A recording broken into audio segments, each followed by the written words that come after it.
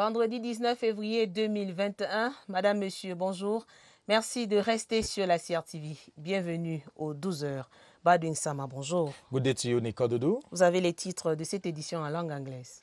In this edition of the Midday Bilingual Newscast, the full rights and ordinary sessions of the Cameroon Fertilizer Evaluation Committee opens in Yaoundé this Friday morning, where stakeholders expected to discuss ways on how to boost production in the agricultural sector in Cameroon. And in our magazine page on the Midday Bilingual Newscast this Friday, we take you over to the Adamawa region of Cameroon, where more and more women, especially notables called the Saraunias, play a key role as far as empowering women in the different lamidats in the Adamawa region for Cameroon is concerned. Those were our top stories. After this message, the first part of the Midday Bilingual Newscast will be yours in the French language.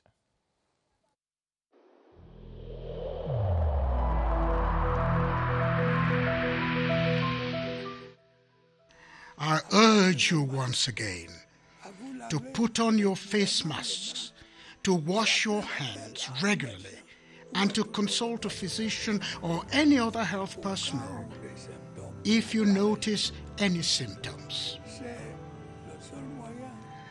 This is the only way to save lives and to curb the spread of the virus.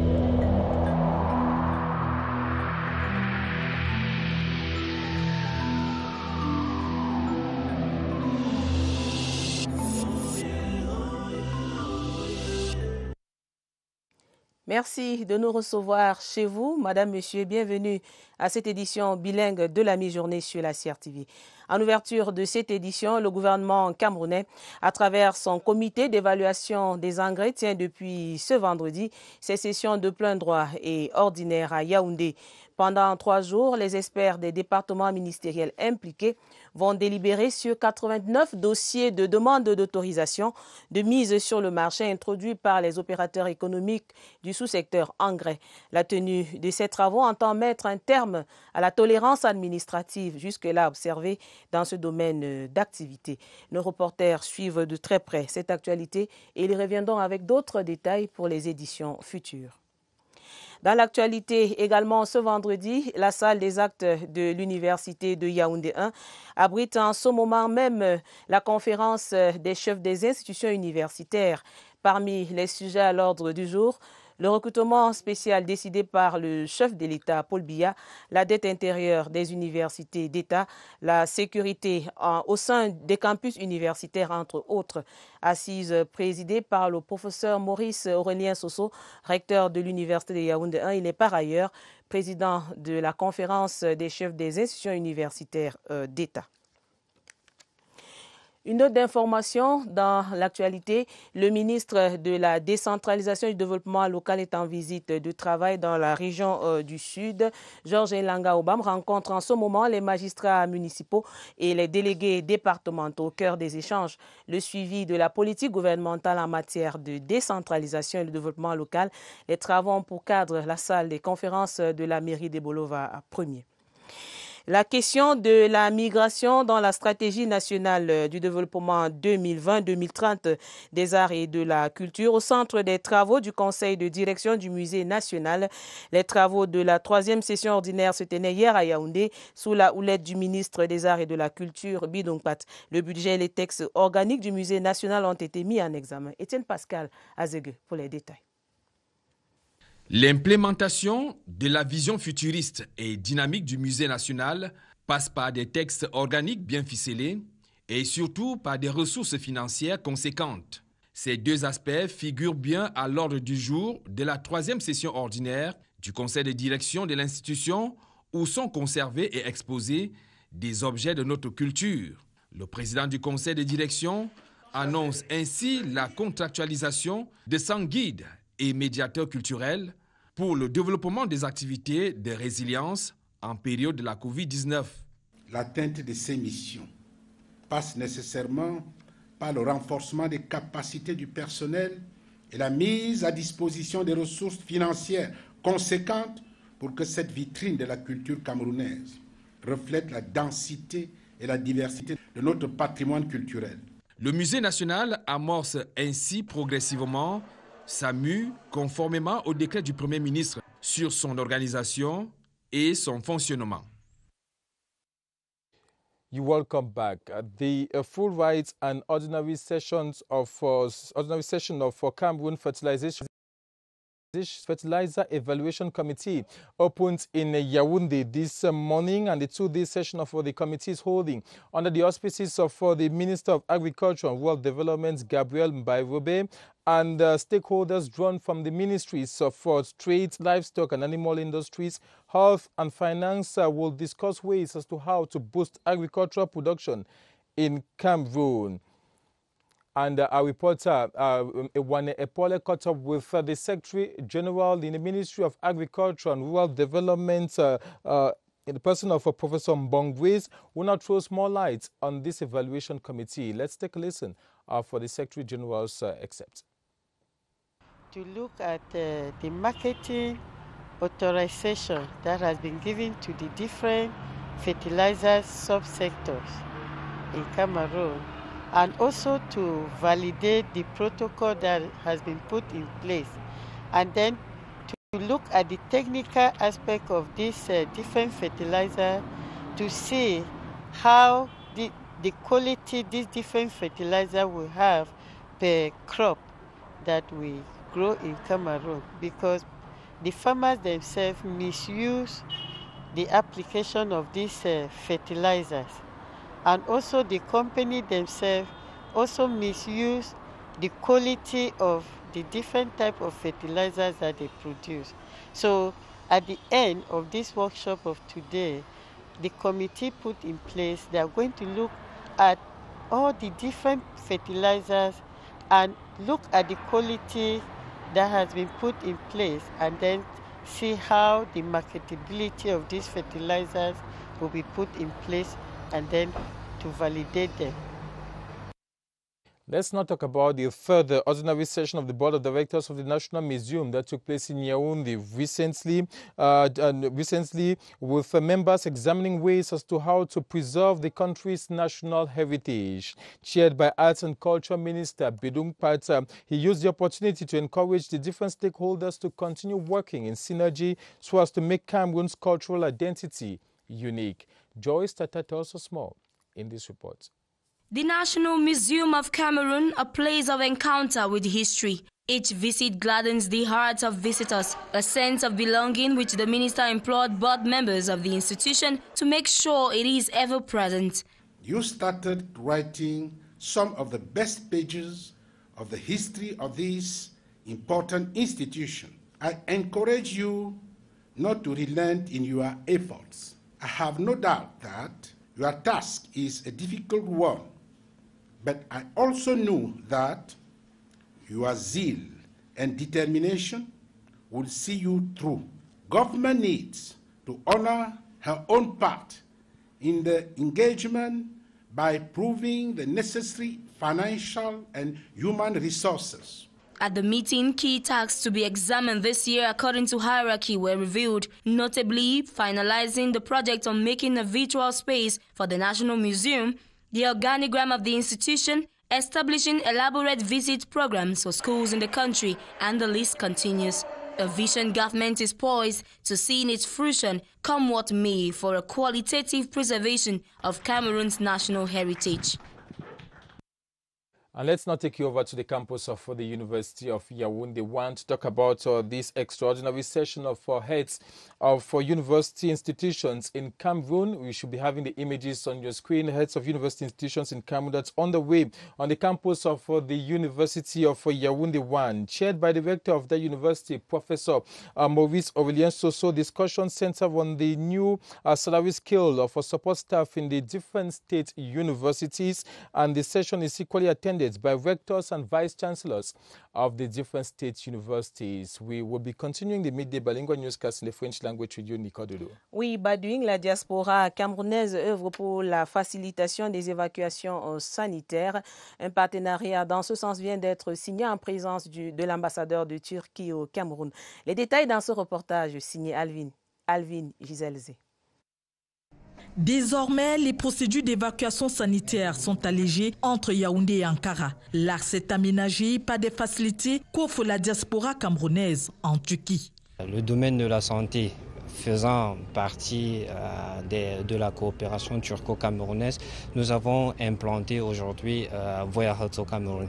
Voya Health, c'est une agence qui est pour tous les Camerounais, gérée par des Camerounais sur le territoire camerounais. L'ambassadeur de la République démocratique de Turquie, Aïs Sarak, accompagne le projet. La présence des responsables des hôpitaux partenaires est un marqueur positif à ce lancement officiel des activités au Cameroun. La Turquie nous offre maintenant ces facilités-là à travers son ambassade, à travers l'appui des institutions que nous avons déjà ici.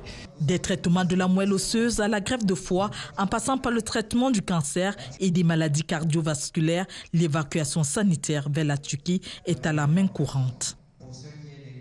Autre volet de l'actualité, l'axe Yaoundé-Malabo est sans nuage. Assurance donnée hier jeudi au Palais de l'Unité. C'est au sortir d'une audience que le président de la République, son Excellence Paul Biya, accordait au ministre d'État équato-guinéen en charge de l'intégration régionale, envoyé spécial du président Théodoro Obiangema Bazogo. Le reportage au Palais de l'Unité de Yves-Marc Modjo. La fréquence des concertations entre le Cameroun et la Guinée équatoriale tient avant tout à la proximité géographique entre les deux capitales. Elle tient aussi à la très grande proximité entre les dirigeants des deux pays, à savoir Paul Biya pour le Cameroun et Théodoro Obiangema Bazogo pour la Guinée équatoriale. C'est donc naturellement avec la plus grande ouverture de cœur que Balthazar Ngonga Edjo, l'envoyé spécial du président de la République de Guinée équatoriale, est reçu ce 18 février 2021 au Palais de l'Unité. Le ministre d'État équato-guinéen en charge de l'intégration régionale. Monsieur le ministre d'État, soyez le bienvenu. C'est en sa double qualité de chef d'État d'un pays ami et frère et de président en exercice de la Communauté économique et monétaire des États de l'Afrique centrale que le président équato-guinéen dépêche ce jeudi auprès de son homologue camerounais, son ministre d'État en charge de l'intégration régionale. Au centre des entretiens, des questions multiples. S'agissant d'une communauté économique et monétaire qui précise son Excellence Paul Biya, donc il y a des questions diverses et d'actualité qui peuvent être tracées et concertées par le chef d'État. Et dans ce cadre-là, j'ai été porteur d'un message de son Excellence le Président de la République Obiangema Bazogo à son frère homologue Paul Biya pour concerter les actions. D'abord, comme nous sommes ici, nous devons vraiment réfléchir ensemble sur la conduite à tenir. Nous sommes menacés par la crise sanitaire, le Covid. Donc, les chefs d'État ont une préoccupation sanitaire, économique, monétaire et sécuritaire. Donc, dans leurs obligations, c'est faire des concertations au quotidien. Je peux oser à dire au quotidien, mais avec la distance, ils sont obligés de déplacer les missions ponctuelles pour concerter certains aspects et avoir une idée d'ensemble. C'est donc à l'issue de près d'une heure d'échange avec le président Biya, une heure passée à évoquer diverses questions d'intérêt partagé, que l'émissaire équato-guinéen va quitter le Palais de l'Unité. Bienvenue si vous nous rejoignez à l'instant sur la CRTV. Journée internationale des sports militaires célébrée sous le signe de la consolidation de la paix dans la région de l'Est. La deuxième édition a donné lieu ce 18 février à des activités sportives à Bertois. Georges-Alain Yangois suit la circulation de l'événement, son reportage. Les corps interarmés du Soleil Levant font corps dans les artères de la capitale de l'Est, tout en face avec la célébration des Journées internationales des sports militaires, issus de l'armée de terre, armée de l'air, gendarmerie nationale et autres centres de secours de Bertois. Ces militaires font front à travers une marche sportive sous fond de consolidation de la paix et de l'unité nationale. La pratique du sport dans les armées est une activité quotidienne qui contribue au développement humain, au vivre ensemble. Célébrer cette journée aujourd'hui de manière solennelle est une réponse pour les armées à mettre, n'est-ce pas, sa pierre pour la consolidation de la paix. La fête sportive se poursuit sur les différents terrains de volley-ball et de football du CNHS de Bertois. La croisée de fer entre footballeurs de l'armée de terre et de l'armée de l'air déchaîne les passions jusqu'à l'épreuve des tirs au but et la victoire 4-3 des militaires de l'armée terrestre.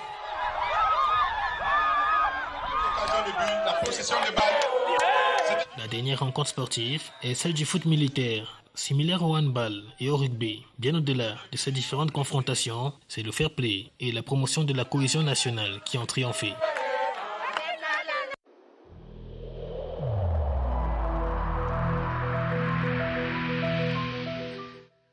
Je vous exhorte de nouveau à porter vos masques, à vous laver régulièrement les mains et à faire appel à un médecin ou à tout autre personnel de santé au cas où des symptômes apparaissent. C'est le seul moyen de préserver les vies et de freiner la propagation du virus.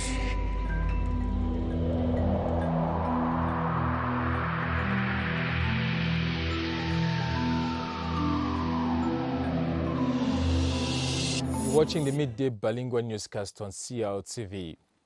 A health association, Voya Health Cameroon, an initiative of some young Cameroonians backed by the Turkish government, has embarked on a health campaign to facilitate medical evacuation with regards to health concerns such as cancer treatments and liver transplants. While launching the campaign recently, the outgoing Turkish ambassador to Cameroon, Her Excellency Ais Savak, expressed a wish to see these exchange health services beneficial to both Cameroon and Turkey. Details with Yoti Kaleli Songe. From Cameroon to Turkey for health services that need more sophisticated medical appliances and expertise, such as cancer treatment, liver transplant, and bone grafting. Voya Health Cameroon, an initiative of some young Cameroonians backed by the Turkish government, comes to facilitate medical evacuations. It's a very excellent, successful initiative. We believe that it will be very successful, and our countries have very good bilateral relations in several domains, and health is one of the most important one. We believe that our Cameroonian sisters and brothers will come to Cameroon very healthy and satisfied. The group is already in 8 countries across the globe and hopes to work in collaboration with the Cameroonian government to save lives. Cameroon is one of the subsidiaries of Voya Group based in Turkey, in Istanbul, who is operating in the medical tourism sector. With the assistance of other practicing medical practitioners here, the group seeks to give hope to patients in dire need of recovery. Let's take you back to the Unity Palace, where yesterday President Paul Biya received in audience a special envoy of Chadian President Marshal Idriss Déby Itno. The envoy, Chad's Minister of Infrastructure and Transport, Ahmad Abakar Ajid, was bearer of a sealed message to President Paul Biya. Details with Chief Unity Palace correspondent Ashunienti. In recent times, cooperation ties between Chad and Cameroon have increased in several domains. Their populations are close, with interwoven interests. That is why the President of Chad, Field Marshal Idriss Déby Itno, has dispatched this envoy to his Cameroonian counterpart. The Chadian Minister of Infrastructure and Transport, Ahmad Abakar Ajid, is received with all the honors due his rank and status before he gets to meet the head of state. Monsieur Ahmad Abakar Ajid, ministre tchadien des Infrastructures et des Transports. They would chat for over 25 minutes. Though the envoy wouldn't get into the specifics of their conversation, he indicates the clear areas of interest, which include development, fight against poverty, social problems in the two countries, terrorism. In the last several weeks, the Unity Palace has been the favorite destination for strategic diplomatic consultations. This makes a total of 5 envoys received here in 3 weeks. The 38th batch of Emir People officers have held their traditional gala night as part of activities to culminate with the graduation ceremony in the days ahead. The military officers aspirants had a fun-filled evening yesterday in a gala chaired by the Defense Chief of Staff, General Vinny Claude Meka, as Killian Dadifon tells us in this report. They came for the traditional Gala Eve at the Yaoundé City Council Banquet Hall in their official wear, proud of 3 years of intensive training on defense, security, and administration. It is one of week-long activities ahead of their graduation ceremony on Friday, February 26. It is a batch diverse in origin and training. The 38th batch of EMIA people officers baptized peace and unity started their training on January 22, 2018 and came in with 342 active people officers from Cameroon, Cote d'Ivoire, Guinea-Conakry, Congo, Gabon, and the Central African Republic. Attended by the cream of the Cameroonian defense officials, among them the Defense Chief of Staff, Lieutenant General René Claude Meka, and guests from different walks of life. The gala night was full of fun, music, dining and wining.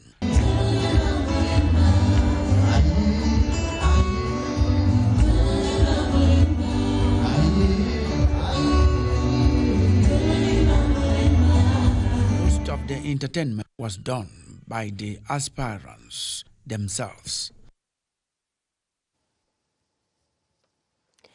La CONAC intensifie la lutte contre la corruption. Les étudiants dans la région du Sud-Ouest viennent de recevoir des documents et outils de bataille pour mener à bien leur mission. Le président de la Commission nationale anticorruption, Dieudonné Massigams, qui effectue à l'occasion une descente dans 2 campus universitaires, a appelé les responsables des clubs à être des agents d'intégrité. Roger Samakiporo, reportage. Les membres de chacun des 2 clubs d'intégrité sont des étudiants élus par leurs camarades et qui ont bénéficié par la suite d'une formation sur la lutte contre la corruption. Pour les responsables de l'Université de Boya et du FOMIC Polytechnique, ces clubs vont permettre à ces institutions de renforcer leur renommée de pôle d'excellence académique. Jusque-là, nous faisons nos efforts, mais c'est une lutte qui est de longue haleine. Donc nous attendons de ce que ce club-là nous aide à lutter contre la corruption dans tous les établissements, puisque ces étudiants proviennent de tous les établissements. Le président de la CONAC demande aux membres installés dans leurs fonctions d'être de véritables agents de l'intégrité. Il est vrai qu'il y a une cellule de lutte contre la corruption qui est déjà à l'université, mais nous disons qu'il y a une autre dimension très importante de lutte contre la corruption. Le mental, le moral, le psychique, la formation de l'homme en totalité. Ils sont désormais des bons convertis. Et comme des bons convertis, il y a suffisamment de résultats que nous attendons des étudiants eux-mêmes. Sur les 2 campus où ils se sont rendus, le président de la CONAC et son équipe ont remis des documents et gadgets aux responsables et aux étudiants afin de leur permettre de mieux mener la bataille contre la corruption. Sur un tout autre plan, la mission de promotion des matériaux locaux concourt à l'amélioration de la qualité des infrastructures routières et des bâtiments au Cameroun. La Mipromalo propose du béton et des pavés à la base de la latérite et de l'argile. Produits présentés au cours de la journée Flair, Future Leaders African Independent Research. C'était à Yaoundé, activité en partenariat avec la Royal Society. L'essentiel des travaux dans ce reportage signé Étienne Pascal Azegue. Des chaussées qui se dégradent quelques mois après leur réfection devront être un lointain souvenir au Cameroun. La mission de promotion des matériaux locaux présente du béton et des pavés. Une fois traités, deviennent comme du béton. Cette innovation qui s'appuie sur les procédés écologiques concerne aussi les bâtiments. La Mipromalo, c'est un instrument aujourd'hui qui est au service des populations grâce au chef de l'État. De manière terre à terre, si vous voulez construire une maison par exemple, vous pouvez venir à la Mipromalo, on peut vous faire des plans, on peut faire des études pour vous et on vous fournit les matériaux de construction. La première journée du projet Future Leader African Independent Research à Yaoundé a donné l'opportunité à la Mipromalo de démontrer toute l'ingéniosité de ses recherches dans la valorisation des ressources locales au Cameroun.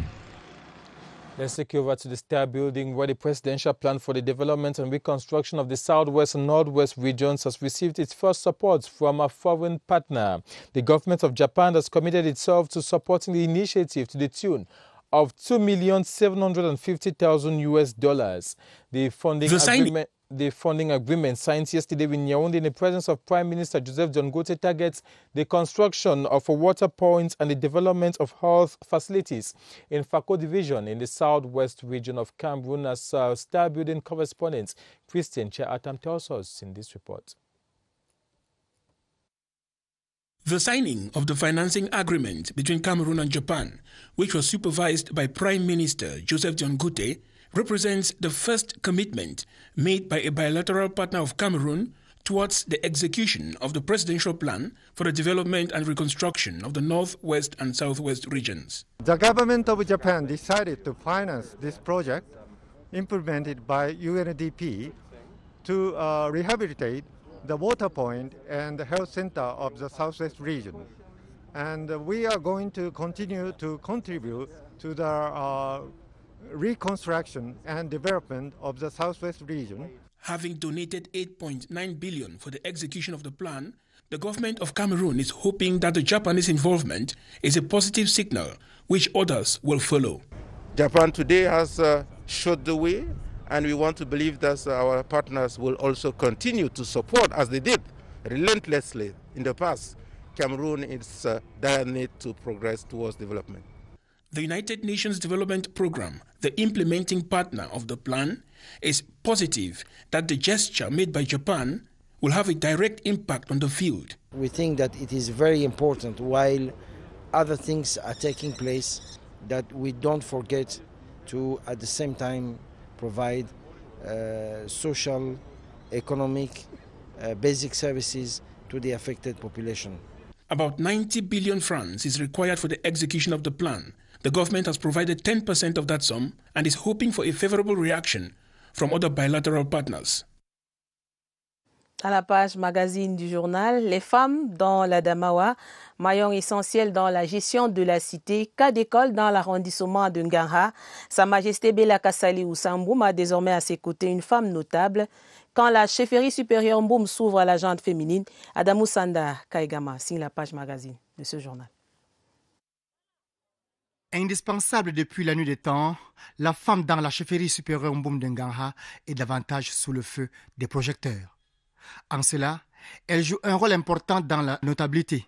Depuis la nuit des temps, la femme a été toujours compagnon de l'homme. Dans la chefferie Mboum, les femmes ont toujours assisté à des causeries, aux déplacements, voire même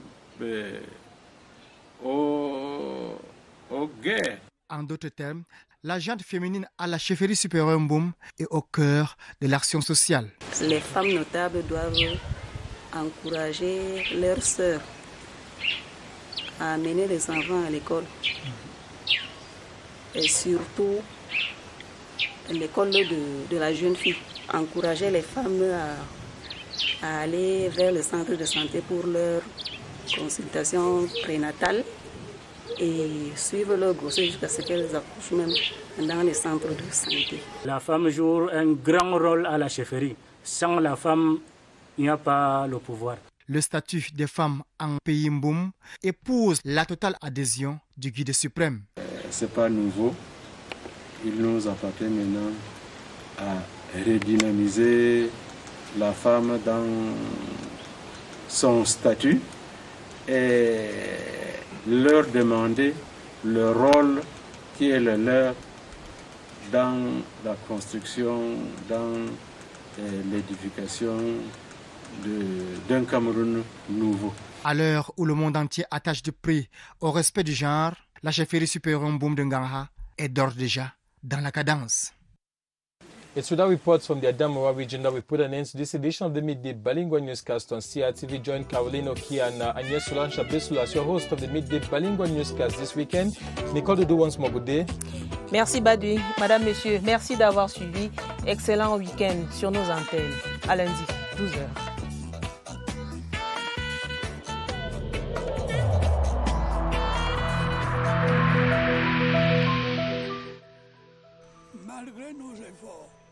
Despite our efforts, COVID-19 plunged many families into mourning and seriously hampered the functioning of our economy and society.